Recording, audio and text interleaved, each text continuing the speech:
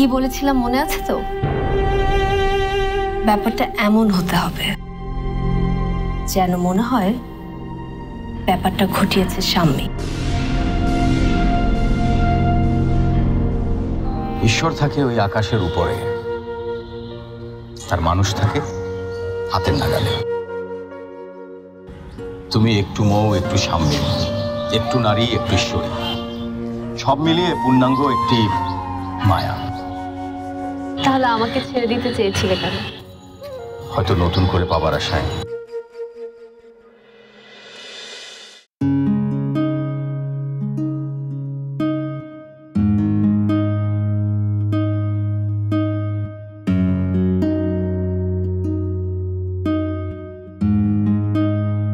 Aunty, এখানকার স্যুপটা অনেক টেস্টি, একটু খেয়ে দেখেন। খাবো।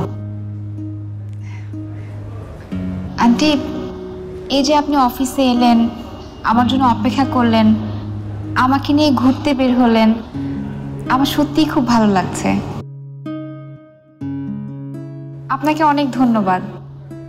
সত্যি বলতে কি, প্রথম প্রথম আমার মধ্যে একটু লজ্জা লাগছিল, কিন্তু আস্তে আস্তে এখন আমার মধ্যে কোনো জড়তা কাজ করছে না। আমার কাছে মনে হচ্ছে আমি আপনার পরিবারেরই একজন। পরিবার পরিবার খুব অদ্ভুত একটা জিনিস, না? কি জানি আন্টি, পরিবারে বেড়ে ওঠার সৌভাগ্য তো আমার হয়নি। পরিবার আসলে অদ্ভুত, খুব অদ্ভুত। নানা ভাবনার মানুষ একসাথে থাকে, কখনো হয়তো সত্যি একসাথে থাকে, কখনো আবার একসাথে থাকার অভিনয় করে। আমার আর রবিনের বাবার পরিবারটা বা সংসারটা এরকমই ছিল। বিয়ের একটা সময়ের পর আমি বুঝতে পারি রবিনের বাবার সাথে আমার বনতো না। উনি খুবই বেহিসাবি খেয়ালি একটা মানুষ ছিলেন। ওনার যা ইচ্ছে হতো উনি তাই করতেন। বেতনের টাকা পাওয়ার পর সেটা পুরো খরচ না করা পর্যন্ত তার শান্তি হতো না। এভাবে হয় বলো? আর আপনি ছিলেন হিসেবে। ছিলাম কেন বলছো? এখন আমি হিসেবেই আছি। রবিনের বাবা যে বেহিসাবি ছিলেন, আমাদের জন্য কিছু রেখে যাননি, তার খেসারত কিন্তু আমাদের দিতে হচ্ছে। দেখো, এই বয়সে আমাকে আরেকজনের বাড়িতে আশ্রয় নিতে হচ্ছে। এটা যে কি লজ্জার বিষয় তুমি বুঝবে না। না,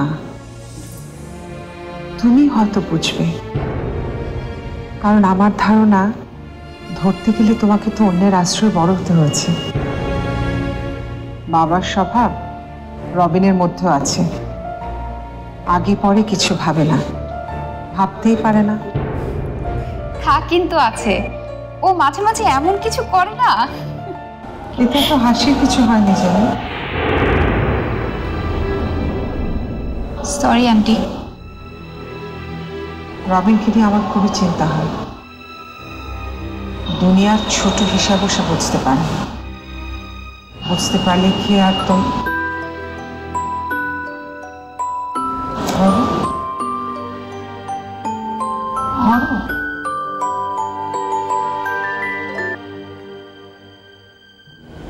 হ্যালো। হ্যাঁ, কতক্ষণ ধরে ফোন দিচ্ছি জেনি, হয় ফোন ঢুকছে না, না হয় ফোন রিসিভ করছো না। কি হয়েছে? কোথায় তোমরা? মা কি ফিরেছে? না মানে এই তো আমি আর মা রেস্টুরেন্টে। মা এখনো তোমার সাথে? কি করছে মা? হ্যাঁ, মাকে একটু দাও তো। ছেলের বউকে পেয়ে ছেলেকে ভুলে গেলে তো হবে না। না না, আমার সামনে কথা বলতে অসুবিধা হলে ওদিকে গিয়ে কথা সেরে এসো, আমি কিচ্ছু মনে করব না। আচ্ছা। না না, ঠিক আছে আন্টি। আরে আন্টি? কি আন্টি? আমি তোমার আন্টি হলাম কবে থেকে? তোমাকে বলিনি গাধা। আন্টি, আমি তাহলে ওদিক থেকে একটু আসছি। বললাম তো, যাও।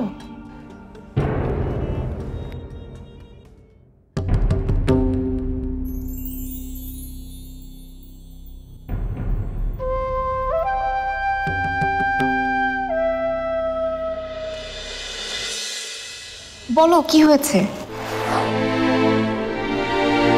আরে আমি কিভাবে বলবো কি হয়েছে? বলবে তো তুমি। মা এতক্ষণ তোমার সাথে ছিল। মা কি কিছু জিজ্ঞেস করেছে? কি ব্যাপারে? কি ব্যাপারে সেটা তো তুমি বলবে।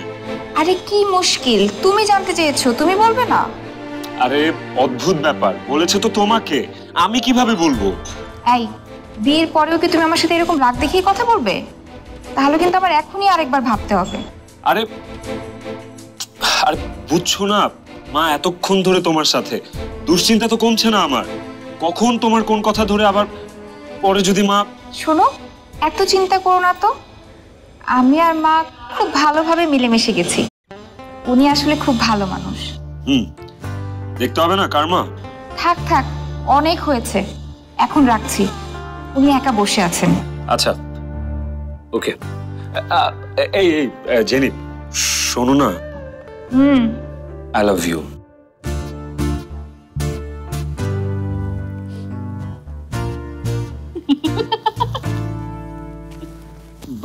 ভাবি ভাবি ভাবি, ও ভাবি ভাবি ভাবি, কি হলো? তুমি হাসছো কেন? তোর চিন্তা আর দুশ্চিন্তার ডালপালা দেখে হাসছি। চোখের সামনে কিরকম বদলে যাচ্ছিস সেটা দেখে হাসছি। আমি আবার কি বদলালাম? আমি তো আগের মতোই আছি ভাবি। এটা এটা বদলে গেছে।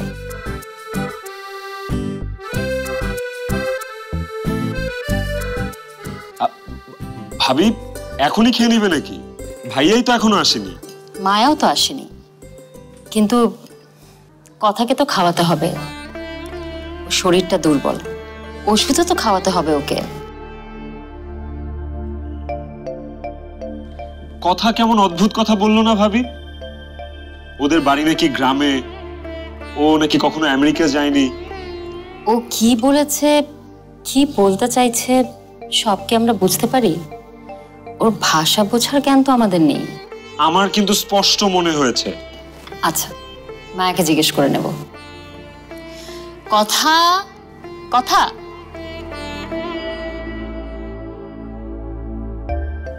আয়। লাল শাক দিয়ে ডাল দিয়ে ভাত খেয়েছিস কখনো? আজ আমরা খাবো, দেখবি কি সুন্দর রঙিন হয়ে যায় ভাত, আর খেতে কি স্বাদ হয়। শুধু শাক আর ডাল? আমাদের তো মাছ মাংস আছে, কিন্তু তোর জন্য মাছ মাংস কিচ্ছু নেই। হয়েছে এবার?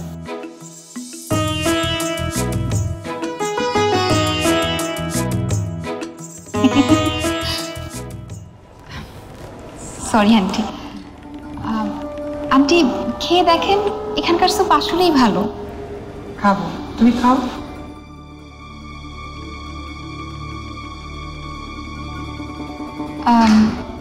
আন্টি খান। খাবো বললাম তো। আমাদের কথা কিন্তু এখনো শেষ হয়নি জেনি। জি জি আন্টি। কোথায় ছিলাম আমরা? ওই তো, আঙ্কেল খেয়ালি মানুষ ছিলেন। রবিনটাও খেয়ালি, 7-5 ভাবতে পারে না, বেহিসাবে। না হলেও তোমাকে বিয়ের সিদ্ধান্তটা নিত না। দেখো জেনি, বিয়ে কিন্তু শুধু দুটো মানুষের মধ্যে হয় না, একটা পরিবারের সাথে আরেকটা পরিবারের, একটা সমাজের সাথে আরেকটা সমাজের, এক ধর্মের সাথে আরেক ধর্মের। আমার ছেলেটা যদি হিসেবি হতো, তাহলে তুমি অন্য ধর্মের জানার পর হিসেবি হয়ে সরে আসতো। আসলে আন্টি, আসলে তোমরা কি বলবে আমি জানি জেনি। তোমরা বলবে আমরা আধুনিক, মানুষে মানুষে প্রেম হয়, ভালোবাসা হয়। প্রেম তো আর জাত পাত ধর্ম সমাজ এগুলো মানে না। কিন্তু আমি বলবো মানতে হয়, মানতে হয় বলে সংস্কার দাঁড়িয়েছে। আমরা কুসংস্কারকে বাদ দিতে গিয়ে সংস্কারকে ছেড়ে ফেলছি, এটা ঠিক না। রবিনের বাবা অনেক বেহিসাবি ভুল করেছে, আমি চাই না রবিনও তার মতো ভুল করুক। আর ওর সেই ভুলের মাসুল ওর উত্তরসূরিরা। দেখো, আমি তাহলে আপনি বিয়েতে রাজি হয়েছেন কেন? দায় পড়ে। তোমাকে বিয়ে করতে না পারলে হয়তো রবিন কোনো অঘটন ঘটিয়ে ফেলবে, হয়তো আত্মহত্যা করতে পারে। আর তোমার সাথে বিয়ে হলে জেনি আমি আত্মীয় স্বজন সমাজ কারো কাছে মুখ দেখাতে পারবো না। আমাকে মরতে হবে তখন। তোমার সাথে রবিনের বিয়ে হলে আমাকে মরতে হবে জেনি, আর সেই আয়োজনও আমার কাছে আছে জেনি।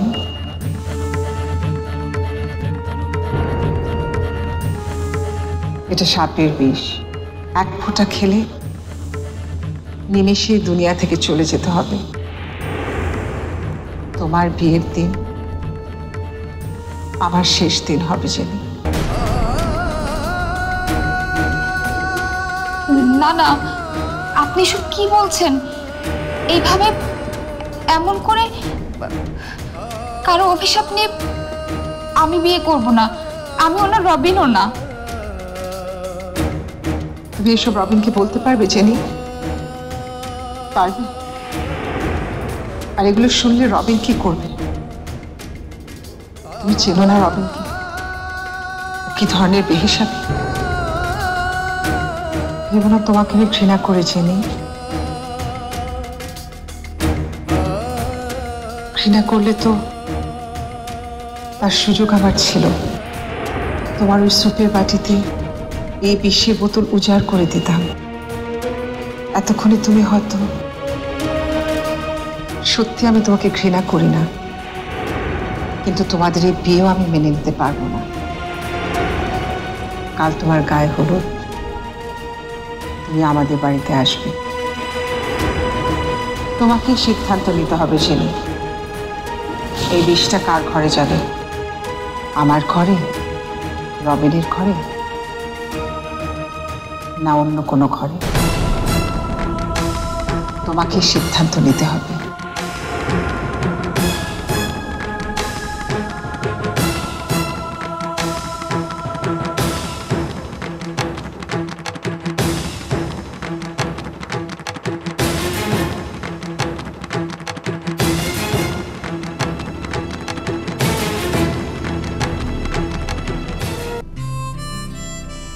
থ্যাংকস ইমরান। আজকের মতো আনন্দের দিন আমার আগে কখনো আসে। ইমরান, স্বামীর কথা ভাবছো? না, কথার কথা ভাবছি। আজ সারাদিন মেয়েটা তোমাকে ছাড়া একা একা। একা থাকার অভ্যেস ওর আছে, আর প্রায় তো আমার অনুষ্ঠান শেষ করে রাত হয় ফিরতে বাড়িতে। আর আগে তো বুয়া ছিল, এখন সামনে আছে, ওই সব দেখে রাখবে। বেচারা মাঝে মধ্যে ভীষণ মায়া হয় আপার জন্য।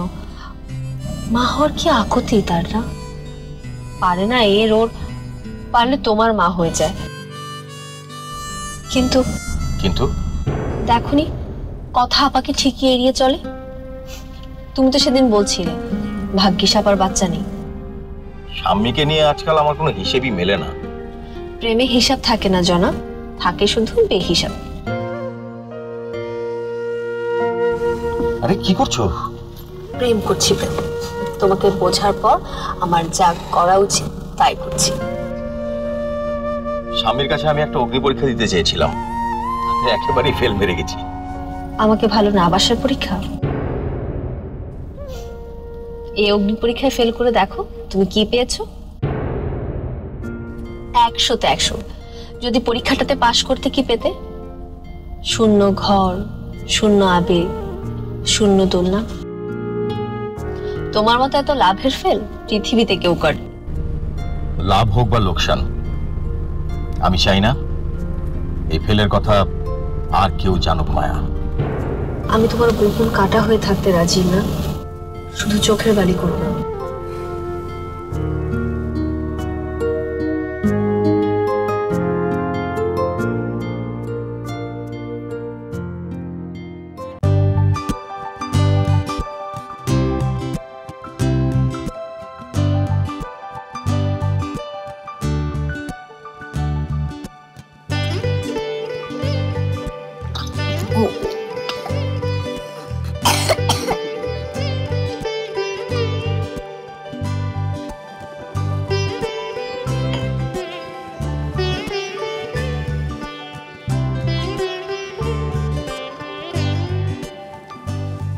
জ্বর তো একেবারে কমে গেছে, কালকে থেকে আর ওষুধ খেতে হবে না।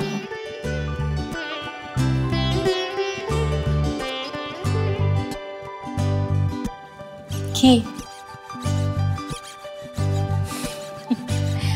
ও জানালা দিয়ে জ্বরটা পালিয়ে গেছে আর আসেনি? দেখেছিস, তো সব কথা এখন আমি বুঝতে পারি। থাক, হ্যাঁ।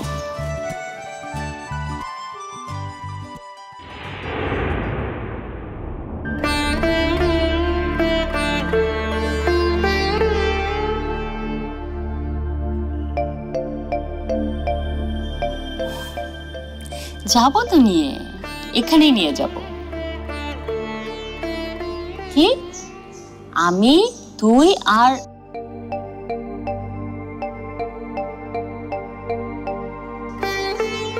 ও শুধু আমি আর তুই? আচ্ছা, তুই গ্রামে ছিলি কতদিন? অনেক দিন। স্কুলে যেতি? ও, তো তার আগেই আমেরিকায় চলে গিয়েছিলি? এখন কিন্তু তোকে ঘুমাতে হবে, না ঘুমালে দুর্বলতা কি করে সারবে?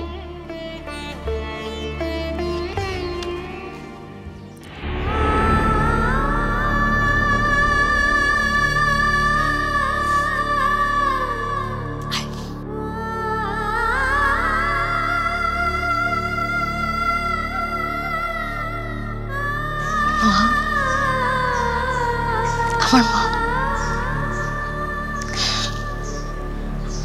গল্প শুনবি?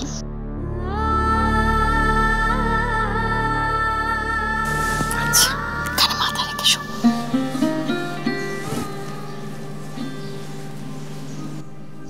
এই গল্পটা রাজারও না, রানীরও না। গল্পটা একটা পাখির, পাখিমার গল্প। কিন্তু পাখিমা হলে কি হবে? পাখিমার তো কোনো ছানাই ছিল না, ডিমই ফুটতো না পাখিমার, ছানা হবে কি করে? এই নিয়ে যে পাখিমাটার কত কষ্ট। সবাই সে পাখিমাটাকে নিয়ে কত হাসি তামাশা করে,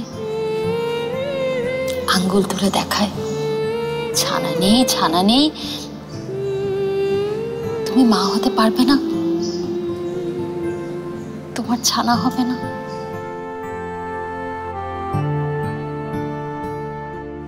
তুমি মা হতে পারবে না।